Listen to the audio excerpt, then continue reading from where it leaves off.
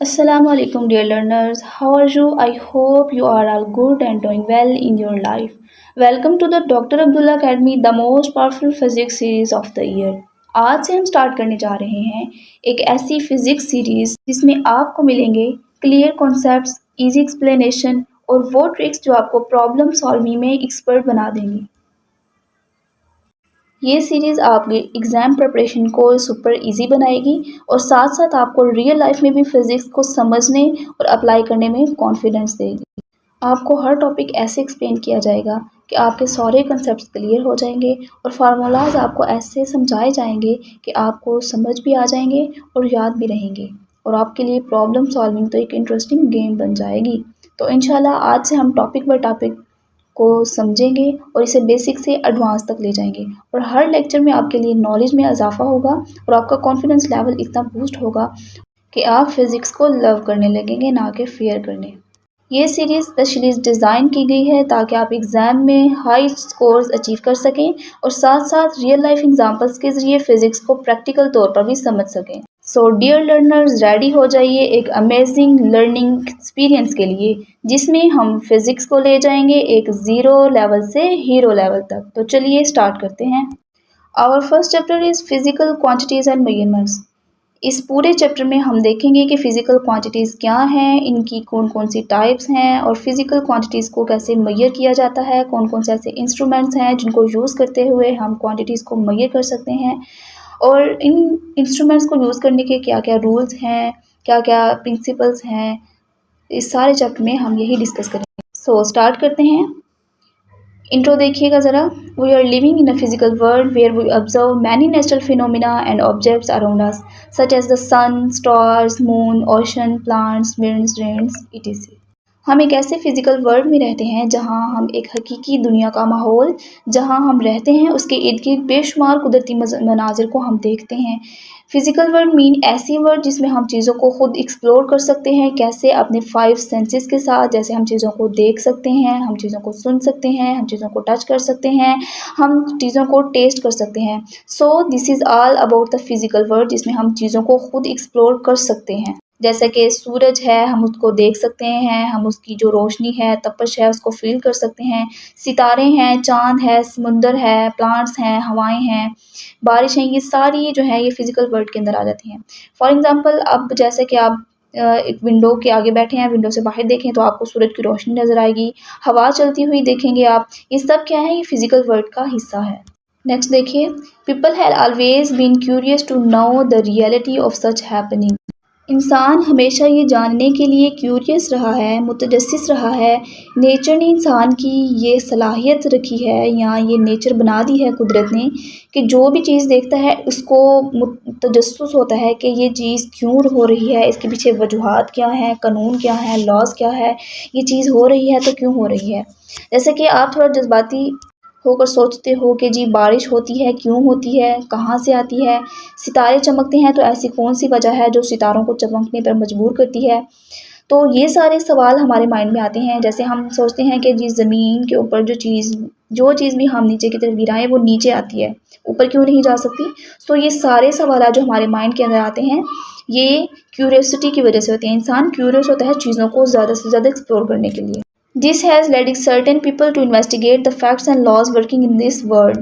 सो ये जो सारा तजस्सुस था, ये जो लोगों को क्यूरोसिटी होती थी इस चीज़ को एक्सप्लोर करने की, उसने लोगों को इस बात पर मजबूर किया कि वो तहकीक करें, इन्वेस्टिगेट करें और पता लगाएं कि ऐसे कौन से फैक्ट्स हैं यानी हकायक हैं और ऐसे कौन से लॉज़ हैं यानी कवानीन हैं जो इन सारी चीज़ें जो ये हैपनिंग हो रही हैं उनके पीछे वजूहात बन रही हैं।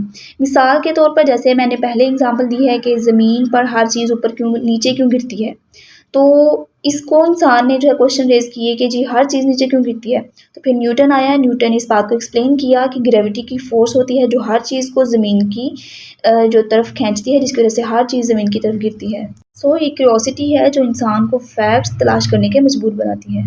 सो जो अगली लाइन हम स्टडी करने जा रहे हैं वो साइंस की डेफिनेशन है, आप इसको अंडरलाइन भी कर सकते हैं।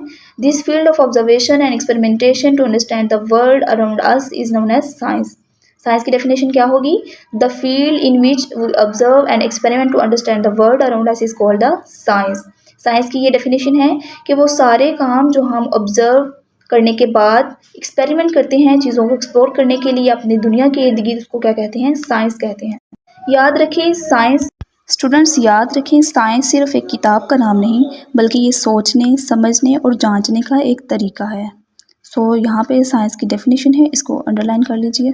नेक्स्ट चलते हैं, everything in our life is closely linked to science and the discoveries made by the scientist. इसमें वो कह रहा है कि हमारी ज़िंदगी की हर चीज़ जो है, जो हम यूज़ कर रहे हैं, जो जिनसे हमें वास्ता पड़ता है, किसी न किसी तरह साइंस और साइंसदानों की दरियाफ्तों से जुड़ी हुई हैं। मिसाल के तौर पर आप मोबाइल से मेरा लेक्चर ले रहे हैं, तो मोबाइल क्या है? साइंसदानों की ईजाद है। पंखा है, गाड़ी है, मेडिसिन्स हैं, ये सब क्या है? साइंस का कमाल है। तो हमारी जो ज़िंदगियाँ हैं वो सारी की सारी साइंस से जुड़ी हुई हैं।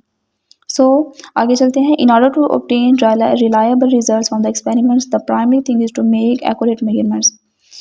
किसी भी तजर्बे को करने के लिए और उस तजर्बे से जो है रिलायबल रिजल्ट्स यानी कि काबिल भरोसा नताइज हासिल करने के लिए सबसे ज़्यादा ज़रूरी जो चीज़ है वो है कि सही और दुरुस्त पैमाइश करना। अगर आपकी पैमाइश ही गलत होगी तो नतीजा तो वो गलत निकलेगा। जैसे कोई दवाई कम या ज़्यादा दे तो असर तो बदल जाता है ना।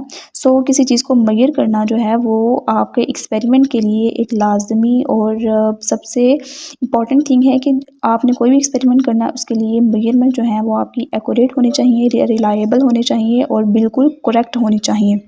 सो फिज़िक्स के अंदर जो मेजरमेंट्स हैं वो हमारे पास एक इम्पॉर्टेंट थिंग आ जाती है, ठीक है। कोई भी आपने एक्सपेरिमेंट करना है तो उसके लिए आपको मेजरमेंट्स जो हैं वो लाजमी लेनी चाहिए। जैसे कि हमने कोई डॉक्टर है, उसके पास एक पेशेंट आ रहा है, मुझे बुखार है, तो अगर बुखार को हम मेजर ही गलत करेंगे, हमें पता ही नहीं चलेगा कि जी इसको कितना बुखार है, तो मेडिसिन खाक देनी है। तो बुखार के लिए या उसको क्योर करने के लिए मेडिसिन देने से पहले जो है उसको सही तरह से मेजर करना, ये सबसे लाजमी हिस्सा है उसका। सो मेजरमेंट जो है वो बहुत ज़्यादा हमें अच्छे तरीके से करनी है, without any error and without any objection होनी चाहिए। सो आगे चलते हैं। Physical quantities and their measurements have always been the matter of interest for the scientist. इसमें वो कह रहे हैं कि वो सारी चीज़ें जो फिजिकल क्वांटिटीज़ के अंदर आ जाती हैं, जिन्हें हम नाप सकते हैं, जिन्हें हम देख सकते हैं, जिन्हें हम जो हम मेजर कर सकते हैं, हमेशा के लिए साइंसदानों के लिए दिलचस्पी का बाइस रही हैं। मिसाल के तौर पर जैसे लंबाई है, लेंथ, टाइम है, मास है, टेम्परेचर है, ये सब क्या हैं? फिज़िकल क्वांटिटीज़ हैं जिन्हें हम मेजर कर सकते हैं, जिन्हें हम नाप सकते हैं। ये सारी चीज़ें जो हैं ये साइंटिस्ट के लिए इंटरेस्ट का सबब रही हैं। They have been investigating to improve the methods and instruments for accurate measurements of the physical quantities. साइंसदान हमेशा इस बात की तस्दीक करते रहे हैं कि वो किस तरह फ़िज़िकल क्वांटिटीज़ को ज़्यादा से ज़्यादा दुरुस्त बना सकते हैं, ज़्यादा से ज़्यादा दुरुस्त तरीके से उसको नाप सकते हैं, उसको मेजर कर सकते हैं और मेजर करने के लिए कौन कौन से वो तरीके यूज़ कर सकते हैं बेहतर मेजरमेंट्स लेने के लिए और कौन कौन से ऐसे आलात इस्तेमाल कर सकते हैं। ठीक है, तो देखें कि जब बुखार को मापने के लिए, मेजर करने के लिए सबसे पहले जो हमारे पास वो होता था थर्मामीटर, वो किसी और टेक्नोलॉजी का था। जो आजकल यूज़ हो रहा है, मतलब डे बाय डे साइंस के अंदर जो है एडवांसमेंट आती जा रही है। सो आलात जो हैं, इंस्ट्रूमेंट जो हैं वो चेंज होते जा रहे हैं। जैसे हमारी नानी दादी के ज़माने में जो था वो चीज़ों को जब हम शॉप पे जाते थे तो चीज़ों को मेजर करने के लिए तराजू यूज़ हुआ करते थे। अब क्या है, अब एक टेक्नोलॉजी आ गई है तो उसी हवाले से उन्होंने उसको जो है चेंज करके टेक्नोलॉजी के मुताबिक वो चीज़ें आ गई हैं। सो जो हमारे पास जो इंस्ट्रूमेंट्स हैं या जो चीज़ों को मेजर करने के तरीके हैं वो वक़्त के साथ-साथ क्या है बदलते जाते हैं, एडवांस होते जा रहे हैं, इम्प्रूव होते जा रहे हैं, क्योंकि साइंटिस्ट जो हैं वो डे बाय डे क्या कर रहे हैं, एडवांसमेंट ला रहे हैं इंस्ट्रूमेंट्स के अंदर और मेथड्स के अंदर। In this chapter, we will discuss physical quantities, their measurements and related contents. So इस full chapter में, क्योंकि इस chapter का नाम ही है physical quantities and measurements, तो हम इस full chapter में क्या discuss करेंगे कि physical quantities क्या हैं, उनकी types क्या हैं, उनको कैसे measure किया जा सकता है, कौन कौन से ऐसे तरीके हैं, कौन कौन से ऐसे instruments हैं जिनको यूज़ करते हुए हम physical quantities को measure कर सकते हैं, और इस ऐसे कौन से rules हैं या ऐसी कौन सी बातें हैं जिनसे हमें बचना चाहिए measurements लेते हुए। So all these कंटेंट्स हम इस चैप्टर के अंदर स्टडी करेंगे, रीड करेंगे, हम देखेंगे और ऑल कॉन्सेप्ट्स आपको क्लियर हो जाएंगे।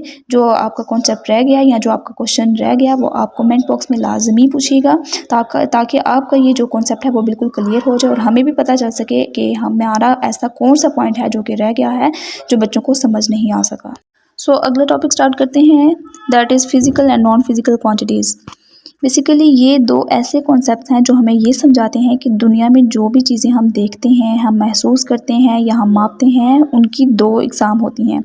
बेसिकली इनकी दो इकसाम होती हैं। पहली किस्म वो है कि जो जिन्हें हम मेज़र कर सकते हैं, यानी जिन्हें हम माप सकते हैं, जो हमारे इख्तियार में है कि हम इनको मेज़र कर सकते हैं। फॉर एग्ज़ाम्पल जैसा कि अगेन वही चीज़ की लेंथ आ जाती है, मास आ जाता है, वॉल्यूम है, डेंसिटी है, इन सब चीज़ों को हम मेज़र कर सकते हैं। इनको हम कैसे मेज़र कर सकते हैं? किसी इंस्ट्रूमेंट के ज़रिए, जैसा कि स्केल है, जैसा रूलर है, थर्मामीटर है, या किसी और इंस्ट्रूमेंट के ज़रिए नाप सकते हैं। हर वैल्यू के लिए, हर क्वांटिटी के लिए एक अलग से इंस्ट्रूमेंट होता है जिसके ज़रिए हम उसे नाप सकते हैं। मिसाल के तौर पर किसी टेबल की आपने लंबाई फाइंड आउट करनी है, या किसी पानी का आपने टेम्परेचर देखना है, या किसी कार की स्पीड देखनी है, तो ये सब क्या है? फिज़िकल क्वांटिटीज़ हैं और ये सब मेज़रेबल हैं। इनको मेज़र किया जा सकता है। हर क्वांटिटी को मेज़र करने के लिए एक अलग से इंस्ट्रूमेंट होता है। इस इंस्ट्रूमेंट को यूज़ करने का भी एक अलग तरीका होता है। सो वो चीज़ें या वो क्वांटिटीज़ जिनको हम मेज़र कर सकते हैं, वो क्या होती हैं? फिज़िकल क्वांटिटीज़ कहलाती हैं। दूसरी तरफ वो चीज़ें आ जाती हैं, वो क्वांटिटीज़ आ जाती हैं जिन्हें हम मेज़र नहीं कर सकते, क्योंकि ये हमारे जो है वो इख्तियार में नहीं है, या ऐसा कोई भी इंस्ट्रूमेंट नहीं है जो इन चीज़ों को मेज़र कर सकते, हो भी नहीं सकता, क्योंकि इन चीज़ों को मेज़र नहीं किया जा सकता। इन्हें सिर्फ हम फ़ील कर सकते हैं, हम इन्हें सिर्फ ऑब्ज़र्व कर सकते हैं। मिसाल के तौर पर जैसा लव है, जैसा फ़ियर है, ब्यूटी है, विज़डम है, ये सब चीज़ें जो हैं ये फीलिंग से रिलेटेड हैं। इनको कोई भी मेज़र नहीं कर सकता, ये किसी भी इंस्ट्रूमेंट से नापी नहीं जा सकती, ठीक है? तो इनको नॉन फिज़िकल क्वांटिटीज़ कहते हैं। सो आज के इस टॉपिक में हम इन दोनों टॉपिक्स को, हम इन दोनों कॉन्सेप्ट्स को डिटेल में देखेंगे, एग्जांपल्स के साथ समझेंगे और आखिर में इनका फ़र्क भी क्लियर से समझेंगे। सो स्टार्ट करते हैं। We describe various natural phenomena, events and human behaviour using some of their features and terms such as the love, affection, fear, wisdom, beauty, length, volume, density, time, temperature extra. इसमें वो कह रहा है कि हम nature में होने वाले मुख्तलिफ वाक़यात को देखते हैं, हादसात को देखते हैं, और इंसान के बिहेवियर, उनके रवैयों को बयान करने के लिए कुछ ख़ास अल्फाज को यूज़ करते हैं और ख़ुसूसियात को यूज़ करते हैं। जैसा कि मोहब्बत है तो वो क्या है? लव क्या है? एक इंसान का बिहेवियर है, ठीक है? डर, फ़ियर क्या है? ये भी एक बिहेवियर है। अक्ल क्या है? ये भी एक बिहेवियर में ही आ जाता है। खूबसूरती क्या है? ये भी अनमेजरेबल है। और उसके बाद लंबाई क्या है? ये एक फ़िज़िकल क्वांटिटी है, इसको हम मेज़र कर सकते हैं। उसके बाद वॉल्यूम है, ये भी हम इसको मेज़र कर सकते हैं। उसके बाद है डेंसिटी है, टाइम है, टेम्परेचर है। सो ये जो है, जो इन्होंने यहाँ पे क्वांटिटीज़ बयान की हैं, इसके अंदर उन्होंने फ़िज़िकल और नॉन फ़िज़िकल क्वांटिटीज़ दोनों को मिक्सअप कर दिया है। सो इसमें जो हम देख लेते हैं कि कौन-कौन सी मेजरेबल हैं, कौन-कौन सी नॉन मेजरेबल हैं, अनमेजरेबल हैं। जो लव है वो क्या है? अनमेजरेबल है, सो नॉन फिजिकल है। अफेक्शन है, ये भी अनमेजरेबल है। फियर है, ये भी अनमेजरेबल है। विजडम है, कोई विजडम को मेजर नहीं कर सकता, ना ही ब्यूटी को कर सकता है। सो यहाँ तक ये love, affection, fear, wisdom, beauty, ये क्या है? ये अनमेजरेबल हैं। सो ये क्या होंगी? Non physical quantities. उसके बाद है length, volume, density, time and temperature. इन सबको मेजर किया जा सकता है इंस्ट्रूमेंट के ज़रिए। सो ये क्या होंगी? ये होंगी फिजिकल क्वांटिटीज़। जैसे जी हम कहते हैं कि ये फासला कितना है, ये लेंथ कितनी है? 5 मीटर तक है। सो जो डिस्टेंस है हम उसको मेजर कर सकते हैं, तो इसीलिए हमने कहा ना कि ये 5 मीटर की लेंथ है। तो दूसरी तरफ आ जाता है कि जैसा कि हम देख लेते हैं कि ब्यूटी क्या है? ये अनमेजरेबल है। हमने ऊपर देखा कि ये नॉन फिजिकल क्वांटिटी है। जैसा कि हम कहते हैं कि this flower is more beautiful, ठीक है? This flower is most beautiful. So इसको हम मेजर नहीं कर सकते, सिर्फ हम इसके साथ डिग्री लगा सकते हैं कि ये मोर ब्यूटीफुल है या मोस्ट ब्यूटीफुल है। हम ये नहीं कह सकते कि इसका कुछ कोई यूनिट है या इसको हम मेजर कर सकते हैं, ठीक है? आई होप कि आपको इन दोनों का जो थोड़ा बहुत समझ आ गया होगा। अब आगे चलते हैं। Some of these can be measured directly and indirectly using some tools and instruments such as the length of an object using a ruler, time duration of an event using a clock, the temperature of somebody using a thermometer. इसमें वो कह रहा है कि जिन चीज़ों को हम major कर सकते हैं, उनको मेजर करने के लिए कुछ इंस्ट्रूमेंट्स यूज़ होते हैं, कुछ टूल्स यूज़ होते हैं। जैसे कि लेंथ को मापने के लिए हम क्या यूज़ करते हैं? रूलर यूज़ करते हैं। टाइम को मापने के लिए हम क्लॉक यूज़ करते हैं। टेम्परेचर को मापने के लिए हम थर्मामीटर यूज़ करते हैं। तो जिनको हम मेजर कर सकते हैं, उनको कैसे मेजर किया जाता है? अब उनको हाथों पाँव के ज़रिए तो नहीं ना, उनके लिए एक प्रॉपर इंस्ट्रूमेंट होता है जिनके ज़रिए हम उसको माप सकते हैं, मेजर कर सकते हैं। जो अनमेजरेबल होते हैं वो तो होते ही नहीं, इसलिए उनके इंस्ट्रूमेंट भी नहीं होते। They are all called the physical quantities, यानी जिनको हम मेजर कर सकते हैं उन्हें क्या कहते हैं? Physical quantities. जैसा कि ऊपर हमने पढ़ा, लेंथ है, मास है, टाइम है, टेम्परेचर, ये सब क्या है? फिजिकल क्वांटिटीज़ हैं, क्योंकि हम इनको मेजर कर सकते हैं। The foundation of physics rest upon physical quantities through which the laws and principles of physics are expressed. कहते हैं कि फ़िज़िक्स की बुनियाद ही इन्हीं फ़िज़िकल क्वांटिटीज़ पर है, क्योंकि इन्हीं के ज़रिए ही हम फ़िज़िक्स के कवानीन को समझते हैं और उसूलों को बयान करते हैं। मिसाल के तौर पर जैसे न्यूटन ने एक लॉ दिया था, कौन-सा? ग्रेविटी का लॉ। उसने कहा था कि ग्रेविटी क्या है? एक बेसिकली एक फ़ोर्स है और फ़ोर्स को हम मेज़र कर सकते हैं, ठीक है? मास और एक्सेलरेशन के रिलेशन के ज़रिए फ़ोर्स को हम मेज़र कर सकते हैं। सो कोई भी कॉन्सेप्ट है, कोई भी फ़िज़िक्स के अंदर कोई लॉज़ है, जो भी है, हमें उसको समझने के लिए उसके पीछे छुपे जो कॉन्सेप्ट्स हैं उनको देखना होगा। तो और हर मेजरमेंट के पीछे जो है फ़िज़िकल क्वांटिटी छुपी हुई होती है। सो फ़िज़िकल क्वांटिटी जो है वो फ़िज़िक्स के अंदर क्या है? एक बेसिक चीज़ है। यहाँ तक तो हमने पढ़ लिया कि ये क्या थी? Physical quantities. अब आगे देख लेते हैं। Other quantities coded above such as the love, affection, fear, wisdom and beauty can not be measured using tools and instruments. वही बात दोबारा से कि बाकी जो चीज़ें हैं उनको हम मेजर नहीं कर सकते, जो यहाँ पे उसने दी हुई है कि लव, अफेक्शन, फियर, फ्रीडम। कहता है कि इसको जो है हम मेजर नहीं कर सकते किसी भी आले या इंस्ट्रूमेंट के ज़रिए। सो ये क्या होंगी? ये नॉन फिजिकल क्वांटिटीज़ के अंदर आ जाएंगी। They often pertain to the perception और इंटरप्रिटेशन ऑफ द ऑब्जर्वर। कहता है कि ये जो तमाम चीज़ें हैं जो मेजर नहीं की जा सकती, जो नॉन फिजिकल क्वांटिटीज़ हैं, इनको जो है सिर्फ ऑब्जर्व किया जा सकता है, सिर्फ फील किया जा सकता है। ये हर ऑब्जर्वर और हर एक की फीलिंग पे डिपेंड करती हैं। कोई भी एक जो है स्टैंडर्ड वैल्यू सेट नहीं की गई कि कोई खूबसूरत होगा तो इतना ही होगा, क्योंकि खूबसूरती की तो कोई हद नहीं है, कोई इसका जो है एक प्रॉपर स्टैंडर्ड वैल्यू नहीं है, इसको मेजर नहीं किया जा सकता। सो ये जो है ये ऑब्ज़र्वर की फीलिंग और ऑब्ज़र्वर की सोच पे डिपेंड करता है। जैसा कि एक शख्स है, जैसे कि आप ही लगा लें, आप एक पेंटिंग पढ़िए, आप उससे कहेंगे कि this painting is most beautiful, यानी कि ये बहुत खूबसूरत है। वही उसी पेंटिंग को देख के आपका दोस्त कहेगा जी ये पेंटिंग कहाँ से खूबसूरत है, यहाँ पे तुम्हें कौन सी खूबसूरती नज़र आ रही है। सो ये हर एक की अपनी परसेप्शन होती है, हर एक की अपनी जो है वो लाइक एंड डिसलाइक्स होते हैं कि कोई शख्स किस चीज़ को कितना पसंद करता है, कोई किसी को कितना डिसलाइक करता है। सो ये इंसान की अपनी ऑब्जर्वेशन और अपनी परसेप्शन पे डिपेंड कर रहा होता है। They can be described quantitatively or compared using some predetermined criteria, indices और through survey techniques। कहते हैं कि इन चीज़ों को हम सिर्फ अल्फाज में बयान कर सकते हैं, यानी कि क्वालिटेटिवली सिर्फ अल्फाज में बयान कर सकते हैं ये, और इनको हम जो है वो मेजर नहीं कर सकते, सिर्फ इनको अल्फाज में बयान किया जा सकता है। जैसे कि मोर ब्यूटीफुली, मोस्ट ब्यूटीफुली, या विजडम में आ जाएगा कि वो बहुत ज़्यादा होशियार है या वो अक्लमंद है। क्या तो हम सिर्फ इनको लफ्ज़ों में बयान कर सकते हैं, हम इनको मेजर नहीं कर सकते। या जो कुछ पहले से बनाए हुए मयार हैं या इंडेक्सेस हैं या सर्वेस के ज़रिए हम इनको आपस में कंपेयर कर सकते हैं। जैसा कि हम कहते हैं कि ये पर्सन जो है ये बहुत ज़्यादा काइंड है, मेहरबान है, या ये जो फ्लॉर है ये बहुत ज़्यादा खूबसूरत है।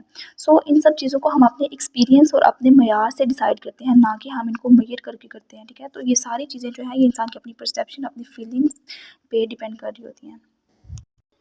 Non-physical quantities mostly help to understand and to analyze the human behavior, emotions and social interaction। कहते हैं कि जो नॉन फिजिकल क्वांटिटीज़ हैं ज़्यादातर हमें इंसानों के रवैयों को, उनके क्या क्या जज्बात हैं, वो एक दूसरे के साथ कैसे ताल्लुक़ बनाते हैं और एनालाइज करने में हमें मदद देती है, ठीक है।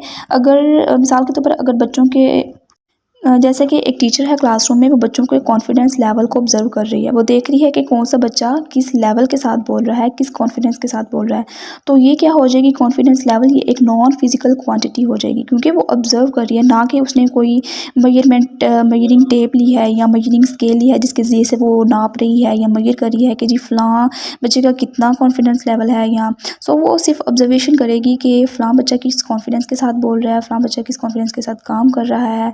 सो ये नॉन फिजिकल क्वांटिटी आ जाएगी। नेक्स्ट ही उन्होंने हमें एक टेबल सा दिया है छोटा सा एज अ प्रैक्टिस, कि हमें समझ आई है कि नहीं आई। इसमें उन्होंने क्या किया है, एक ब्लॉक में फीचर्स पूछे हुए हैं, दूसरे में उन्होंने हमें फिजिकल क्वांटिटी का ब्लॉक दिया है, और फिर उन्होंने हमें नॉन फिजिकल क्वांटिटी का ब्लॉक दिया है। फीचर्स में उन्होंने बताया गया है कि ये फीचर्स हैं, ये खसूसियात हैं, क्या ये फिजिकल क्वांटिटी में प्रेजेंट है या नॉन फिजिकल क्वांटिटी में प्रेजेंट है। अगर तो प्रेजेंट है तो येस लगाइए, अगर नहीं तो फिर नो लगाइए। तो हम देख लेते हैं पहला मेजरमेंट, यानी कि जो मेजरमेंट है वो फिजिकल क्वांटिटी में ली जाती है। तो हमें पता है कि मेजरमेंट जो है वो ली जाती है, हम फिजिकल क्वांटिटीज़ को माप सकते हैं। सो आंसर इज़ यस। और दूसरे ब्लॉक की तरफ देखें तो नॉन फिजिकल क्वांटिटी को हम मेजर नहीं कर सकते, क्योंकि ये अनमेजरेबल है, इनको मापा नहीं जा सकता, ठीक है। तो इनको इसके लिए कोई भी इंस्ट्रूमेंट भी नहीं है। So answer is no. Second वाला फीचर आ जाता है कि इंस्ट्रूमेंट यूज़, क्या फिजिकल क्वांटिटीज़ में कोई इंस्ट्रूमेंट यूज़ होता है? जी होता है, क्योंकि हम इसको मेजर कर सकते हैं, और मेजर किस तरह कर सकते हैं, किसी इंस्ट्रूमेंट के इस्तेमाल से। सो आंसर इज़ यस। दूसरे ब्लॉक में देख लेते हैं कि नॉन फिजिकल क्वांटिटी में क्या कोई इंस्ट्रूमेंट यूज़ होता है, क्योंकि इसमें जो है वो मेजरमेंट ही नहीं ली जाती, तो इंस्ट्रूमेंट कहाँ से यूज़ होगा। सो यहाँ पर आंसर इज़ नो। थर्ड वाला फीचर आ जाता है न्यूमेरिकल वैल्यू एंड यूनिट, यानी कि फिजिकल क्वांटिटी में कोई न्यूमेरिकल वैल्यू या यूनिट है। ज़ाहिर सी बात है कि जब हम किसी चीज़ को मेजर करेंगे तो उसका न्यूमेरिकल वैल्यू भी आएगी और साथ में उसका यूनिट भी आएगा। मिसाल के तौर पर जैसे हम देख लेते हैं कि आपकी लेंथ कितनी है, 5 फीट, ठीक है। 5 क्या हो जाएगा, वो एक न्यूमेरिकल वैल्यू हो जाएगी और यूनिट क्या हो जाएगी, फीट, 5 फीट। तो दोनों चीज़ें साथ साथ आएंगी, तो इसलिए इसमें दोनों चीज़ें यूज़ होती हैं, तो आंसर इज़ यस। दूसरे को हम मेजर ही नहीं कर सकते, सो यहाँ पे आ जाएगा आंसर इज़ नो।